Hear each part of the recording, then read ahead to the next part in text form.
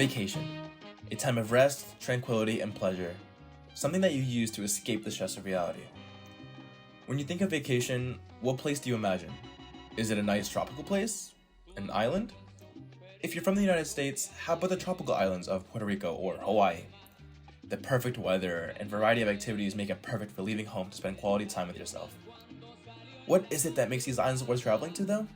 Well, these islands are homes to beautiful seafood, fantastic beaches, tropical fruits, cultural history, and dreamy landscapes. These islands are national treasures that encapsulate the natural beauty of the island and traditional culture. So then, what is it that separates these two islands' identities within the United States? Well, Hawaii is a state, and Puerto Rico is a territory, unrepresented land of the United States. Many Puerto Ricans are separated on their thoughts on statehood.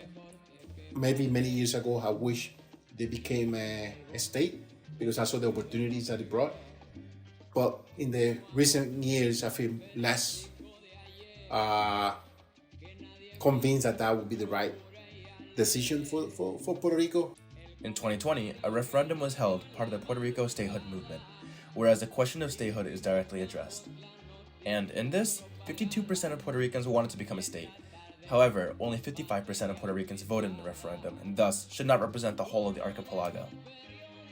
Opposition derives from the fear that Puerto Rico will completely assimilate into the United States, leading to gentrification and a loss of centuries of culture.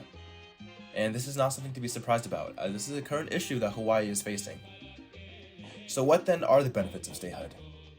Honestly, for the island's sakes of Hawaii and Puerto Rico, maybe not all that much. Hawaii was recently hit by severe storm and flooding in 2018 that resulted in $180 million in damages, and received nearly $20 million in damages from FEMA, the Federal Emergency Management Agency. That's just about 11% of relief to damages. Now, let's look at an even more recent event to another tourist hotspot, Florida. Hurricane Ian struck Florida with roughly $1.5 billion in damages and received almost $1 billion in relief. That's 66% relief to damages, a significant difference between the two. Now, perhaps the two disasters aren't comparable, but the matter of the fact is that FEMA does not equally distribute relief based on damages. Maybe it's rooted in knowing how much GDP each land provides to the US. Perhaps it's culture, or connectivity to the United States. So what about disasters that are on the same scale? Now, let's take a step back to appreciate Puerto Rico's beauty one more time before we dwell into the cataclysm of Hurricane Maria.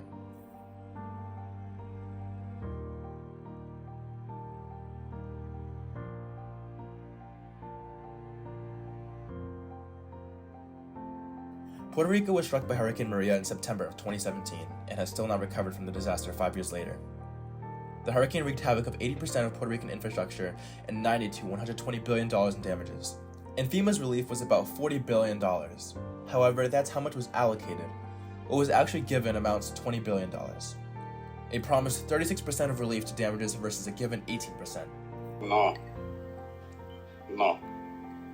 Los políticos de aquí tratan a los ciudadanos como rehenes para ellos utilizar el dinero que Estados Unidos manda. Lo mantienen en cautiverio para ellos, para enriquecerse ellos, y los pobres sufren la inclemencia de los malos tiempos, como temporales, terremotos, y la sociedad no está bien cubierta por los planes médicos como debería ser. Puerto Rico faces one of its greatest obstacles today, one of destruction and corruption. 5 years later, and Puerto Rico is still recovering from the effects of Hurricane Maria. The United States has not provided Puerto Rico with proper care, thus dividing the island and mainland significantly. With more natural disasters striking Puerto Rico, it becomes more and more clear that native Puerto Ricans have learned to become self-sufficient, and it raises the question for what the U.S. can do for Puerto Ricans.